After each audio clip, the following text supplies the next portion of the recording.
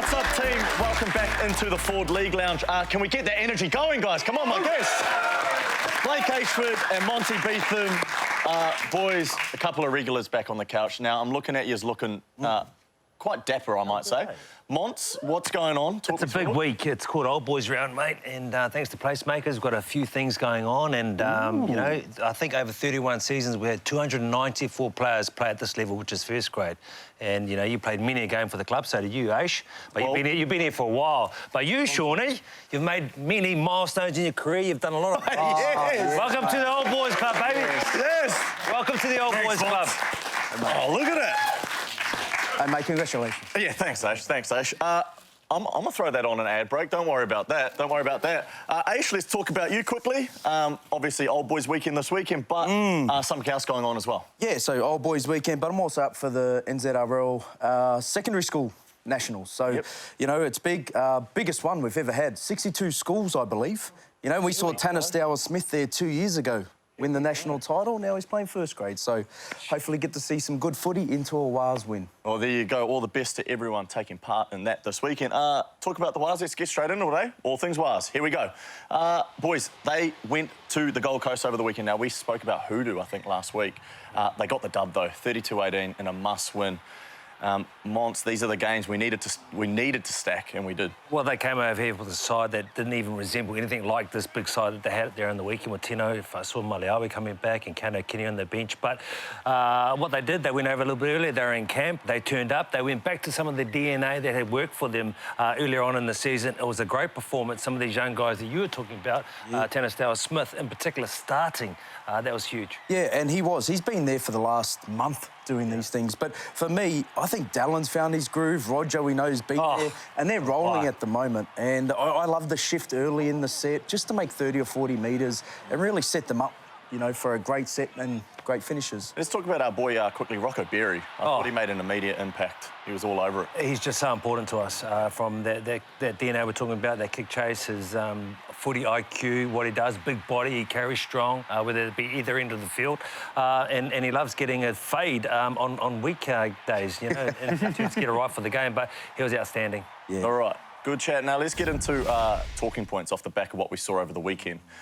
There was a few, but a couple I really want to hone in on here, and containing their back three and also our set finishes. Now, we sat here last week, I sat here last week and spoke on this show around the importance of this, and when I'm watching on TV over the weekend, I'm going, man, they got after it and they really valued it themselves, and so impressive. I think back-to-back weeks, boys, keeping the opposition back three to under 110 metres. Now, that goes a long way to winning footy games, Mons. Absolutely, when you play the right end of the park and when you stop these guys getting on the front foot so that the retreating forwards don't have anything to run off, it's absolutely huge. And we know this side with the express pace at the other end of the field, they're so deadly, so you have to play them down there, and kicking game was on too. Yeah, it was, and it's a word Monty's already used, and we'll probably use it again, DNA. I think the Warriors, they found it. Webby's got the team he wants. He's found in this team the DNA and how they like to play. And containing the metres, like you said, that's a huge stat. Under 100 metres is massive. Now, we spoke about their set finishes, and one player that had I guess a big deal to do with that is Chanel Harris-Tavita. And here's our last talking point here, because I'm watching a stretch of footy from Chanel that is expressing consistency and effort, and he is leading with his intent and energy, and I think he is so contagious with that.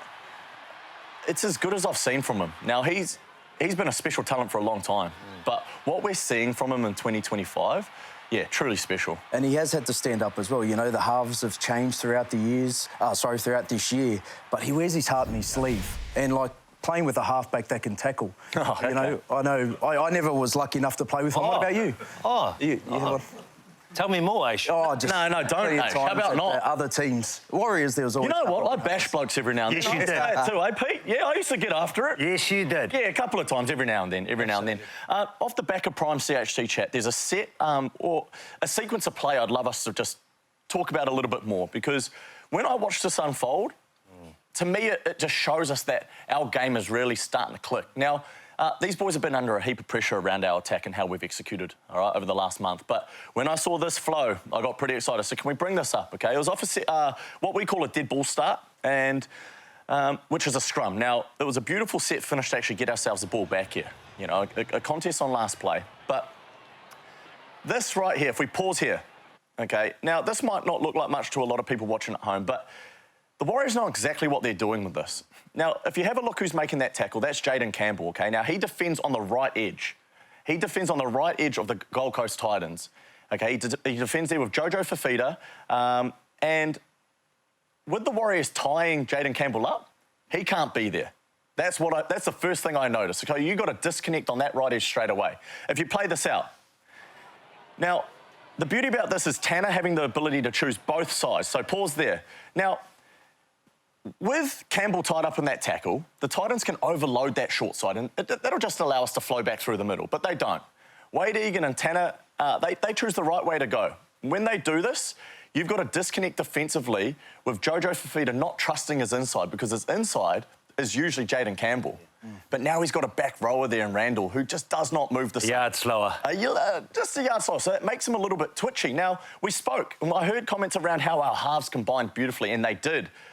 But this is what I love about our team at the moment, and in particular where Chanel Harris-Tavita's game's at. He will just find a role and find a way to have an impact on the play. Now, because Adam Pompey's playing the ball our left centre, Chanel Harris-Tavita takes it upon himself to get himself in that position and execute this role to set up Roger Tuivasa-Sheck for his first try. It's special, boys. It's silky and it's classy. And it adds to the tally of Chanel Harris-Tavita laying on try assists, which he has done all year. A beautiful set place, beautifully executed. And this got me excited, and it shows good things, Ash. Yeah, it does. And when, you know, as we all know, when you preview something throughout the week and then you go to a game and it actually works, there's nothing better. And you see the reaction of Chanel Harris-Tavita after that. Yeah. Like I said, hard on the sleeve stuff. The catch and pass, yeah. Man, the kid's silky. Chestnut checkers, boys? Ooh, yeah. He's on fire. Play the game with your mind. Monts, this next bit I want to get into. The personal play-on moment of the week. Yes. Monty, I know you're a fan of this. Can you please just take this away for us? Oh, absolutely. This man is great. They call him Goggins. Can you tell me why they call him Goggins? Sure. They call this bloke Goggins because he's the fittest bloke in the world. While we're trying to recover from the fitness drills, he's simply jogging to the next one, getting ready before all of us. And the other thing he does, nicest guy in the world, he makes sure that he drinks second after you guys drink first. But look, it's just been courageous what he's been able to do in his short little career. But that line there, it's a courageous line in itself. But to be in that position, because he's got an engine, because he's got that want, that intent to compete and to try and win for his side, that's what makes him special. Just 2 years ago, he was in the under-19 side, this SU ball team, and to do that in like his third, fourth game, and to play the minute he can through the middle, he's like a Jackson Ford with a bit of tan involved, if you know what I mean. With that island sort of flair. So I'm excited about his future. Yeah, so am I. The future is bright for sure. Now, time for a quick break. On the other side, we're going to get into some young guns, all right? Let's have a look at some young guns from around the league. See you shortly.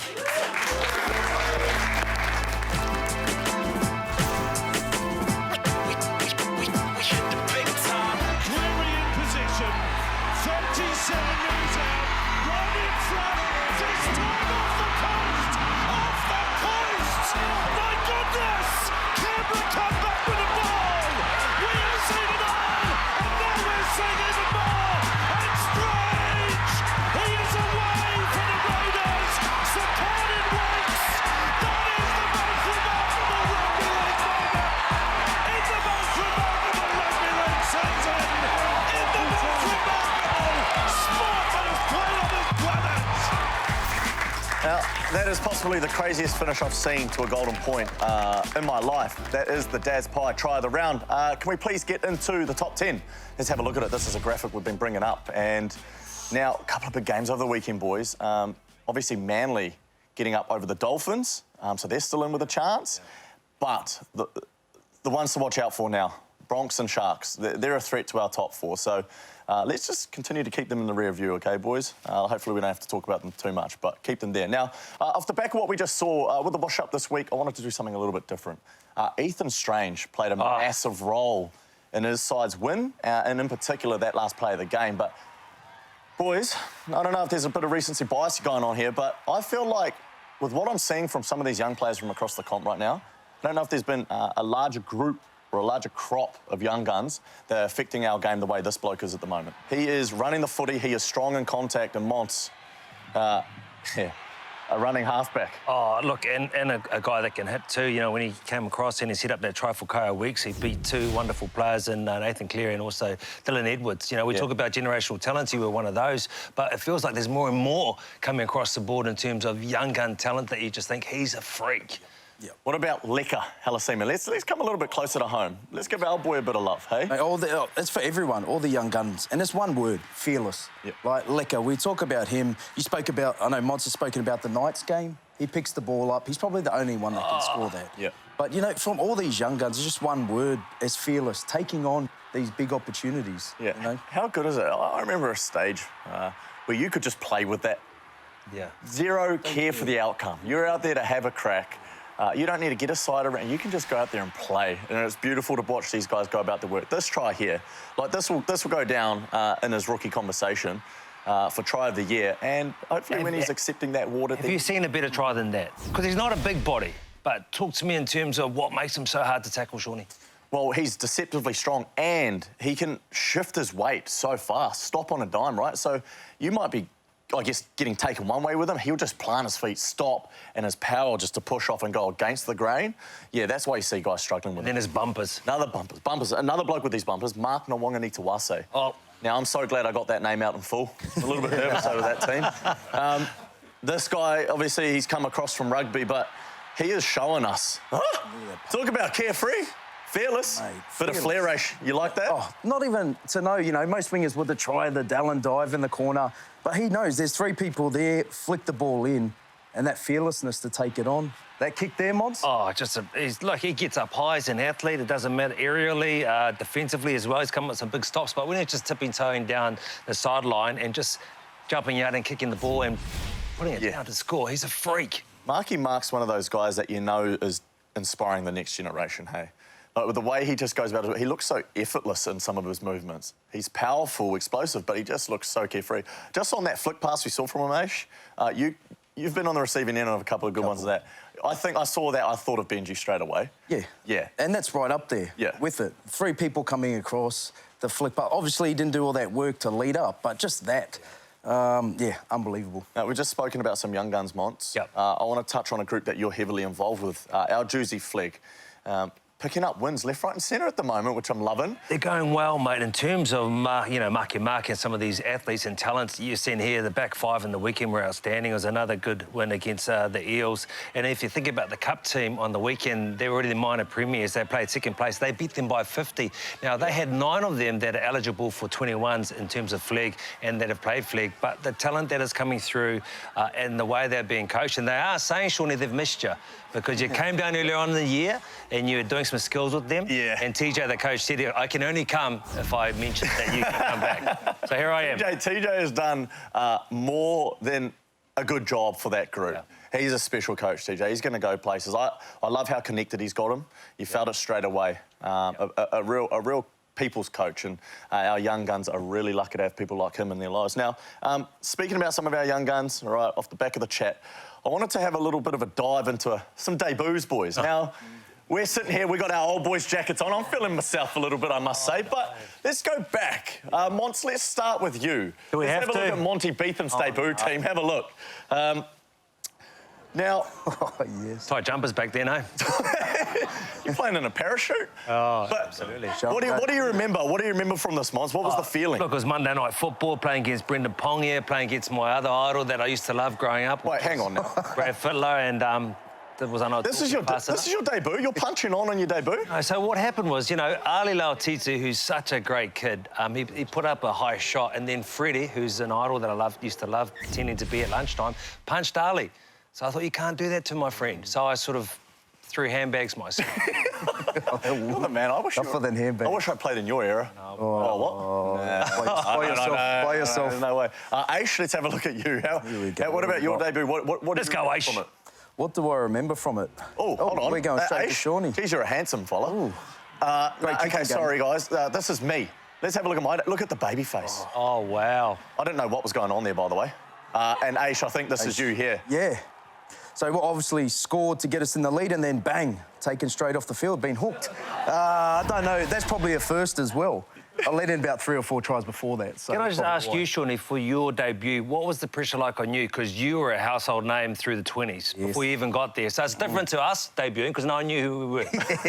He's correct. No, I don't know. Maybe I didn't view it like that. I remember I was just excited. Yeah. I was excited. I was buzzing out. I ran out on the field. I remember I looked across the park. I saw Todd Carney, you know, and I was going, damn, I'm playing a game against Todd Carney right now. This is pretty crazy, you know, like a little bit overwhelmed by the situation, but just loved every moment. Yeah, what a special moment, eh? We'll never forget our debuts, hey, boys? No, we won't. And here we are as old boys sitting here on the couch talking about it. There you go. He's embracing it. Good on you, Shaun, old boy. Time for a quick break, but after the break, we're going to talk about our team because we take on the Eels this week at Mount Smart. See you shortly.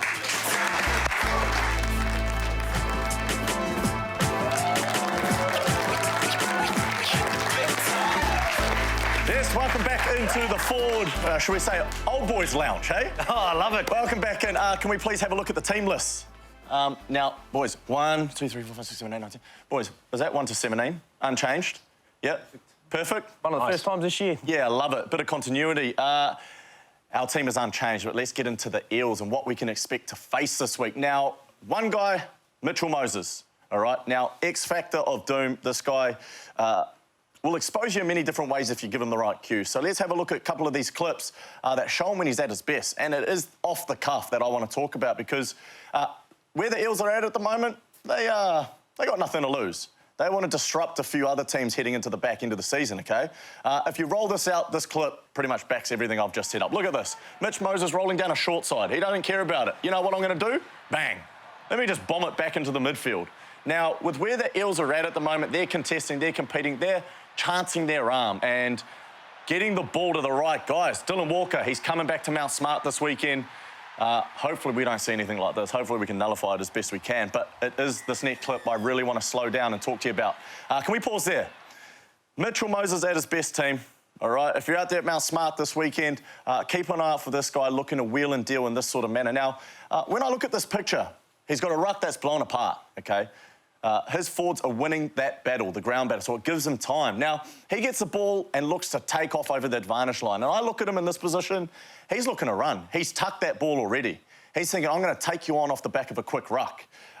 As we play it out, though, what he's doing is interpreting. He's gaining information, all right? He is taking on board cues and seeing what is unfolding in front of him. He doesn't actually know his next move. He is playing off instinct. So he sees James Tedesco, clearly out of position.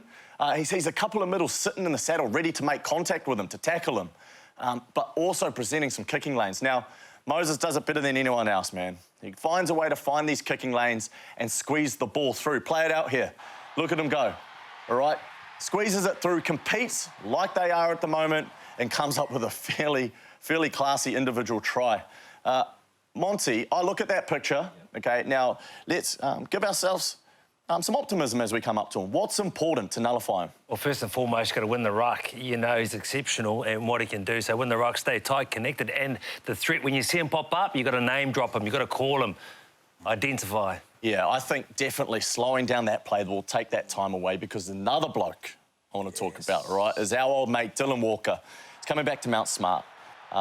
And he has not looked out of place since joining the Eels, Ash. He's made them a whole step above. And while Mitchell Moses has been out, he's sort of taken on that leadership role. He's like an extra half out there. Yeah. And I think that's why we're seeing that resurgence since Moses has been back, because Dill takes so much pressure off him. We saw it just there, just the eyes up footy. Oh, I got Addo Kara out there, I'm just going to kick for the wing. And just his control in the middle, like you said, we've got to win the ruck. Otherwise, Dill will have a field day picking which side to go and playing with Mitchell Moses. Speaking of Moses, one of his targets, aerial threat. We saw it there, Zach Lomax, man. Oh. OK, now, I've got no doubt that our back three, our edges in particular, I think he plays there right, so it might be our left edge. We'll be doing a whole heap of work this week. So just keep an eye out for our edges moving this week. I think our ability to escort in a way where we're not giving away cheap penalties is going to be so important because they rely on that weapon so much, you know. So just a little bit of food for thought. Just have a look at how our edges are moving and see how we can nullify that threat. Now, let's get into it. The Ford fan question. Yeah, Ford fan question. Here we go. Mount Smart versus Eden Park. As a player, as a fan, what is your opinion on the Warriors potentially playing there? Firstly, boys, have you played there? I've played nines there. I've lost many nines semi-finals and grand finals there. So not happy. Not happy place. hunting ground? No, but look, for me, I never got to play a semi-final at Mount Smart, Go Media. Yeah. So that's probably a question to use. But I'm looking back at, like, even on the weekend, like a Leichhardt Oval. Yeah. It was so good just to see an oval that's so packed in, so tight, like Go Media is. I think Eden Park's just a bit too far out. That's my opinion. Yeah, look, I will say this. Like, the Warriors have fought hard all year for a home semi. The intentions were always to have that. Okay, why are you playing this stuff? Hang on. Jeepers. Look at that. All right, I'm no talking to someone out the back there post-show. But the Eden Park in itself, okay, now, as a player, I will say this.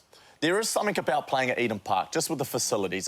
It's a beautiful setup, right? It's an elite stadium in the world. And everyone somewhat knows about the history that it holds. So it is a cool place to play. But if I'm a player and I've played 7 odd games this year, and we get a chance to rock Mount Smart. Now, in 2023, we had that elimination final at Mount Smart. And that, like, honestly, I'm sitting here right now getting goosebumps. That's the highlight of my career. I was up there calling it. I had the best view. I could see it all unfold, and I was watching you in the warm-up thinking, geez, he's going to get through this game. And I didn't just get through this game. You did it deliberately. You walked around that side, and you had the best standing ovation I've ever seen at the ground. That's what our players deserve, though. Absolutely. The intimacy of Mount Smart. It's a league stadium. It's on top of you. There is no place like home, Shawnee. No place like home, not just for the players, but also for the fans. And the fans have been there that bring you through. Because I think it's a 10-point advantage at times, the fortress that is Go Media Stadium. Unless the only way it could possibly go to Eden Park is obviously the ticket sales and the dollars, okay? So from a business standpoint, look, Warriors, if you got to do it, you got to do it. And I'm sure, I've got no doubt in the world, hey, if you're watching this wherever you are, we play a final at Eden Park. You just go pack that thing out, yeah? Let's pack that thing out. Got time for the fixtures. Can we please have a look at the fixtures quickly? A couple of big games this week. They're all big games this weekend. They're all must-wins, really. I did like the look of the Bulldogs-Panthers, but they're resting pretty much their whole team, the Panthers. That's come out. I reckon that game on Friday, 10 p.m. after us. Yep. Storm Roosters, man. That's a big one for the Roosters. I think they'll be without Sammy Walker too. Yeah, so it's going to be a tough ask for them. Can I go... Just a question to both of you around resting players. Yeah, Mons, what's your gut on it? I understand, because the big picture is to win it at the end, or to be there at the end to fire your shots, because like you say, it's chess, it's not checkers, and that's what they're trying to do. But in saying that, as a fan, from a purist point of view, you love seeing the best players out there. But they don't understand what it's like to be injury-free before round one, and then that's it. For the rest of the season, you're carrying whatever you do, and you're just doing your best to play, and at a different level. And we're talking about a team, let's be honest, who's been to the grand final 5 years in a row, who's been on Kiwi tours, Australian tours, Origin. Like, they've played every game possible. So, look, I'm the same take as Mons. I would love to see them playing, because I think they've still got a lot to play for, like a home semi, 5th, 6th. But, you know, when I think they might try and be the first team to win it outside the 8. That's what it screams to me. It's kind of scary, the fact that they're just like, you know what, we'll rest 16 of our starting 17 players. All right, just make take a rest. Yeah, let's make some history in another way. Now, boys, can I get a couple of score predictions from you, please? I want something bold. I want you to state right now what we're going to do to the Eels this week and what we're going to win by. It's pretty simple to me. It's Old Boys Day. So the boys show up. The boys, you know, they're on the field before the game. They see us out there. I'm predicting like a 34-6 victory. Can I just say, in 31 seasons, as having the old boys around, we never get a jacket. But since Shaunie's the latest old boy, we get a beautiful jacket. We were going so well. They call you Fonzie. Weren't we getting along well? Fonzie, yeah. but just I think it's got to be 13 plus as well. Yeah. Just make a real show your authority at home. But I'll take 1 point win too, Shawnee. Yeah, there we go. That coverage will start, Friday, 7 p.m. on Sky Sport. And keep an eye out for our ladies too. They're playing over in Sydney against the Dragons this weekend, so all the best, ladies. Boys, that is all we've got time for. So thank you very much for joining me. Old Boys Day. Thank you very much to our live crowd. How good is it? Thank you, team. And, of course, to our sponsors, Ford, Purcell and Dad's Pies. You already know what it is, hey? This ain't possible without you. Enjoy your footy this weekend, team. See you same time, same place next week.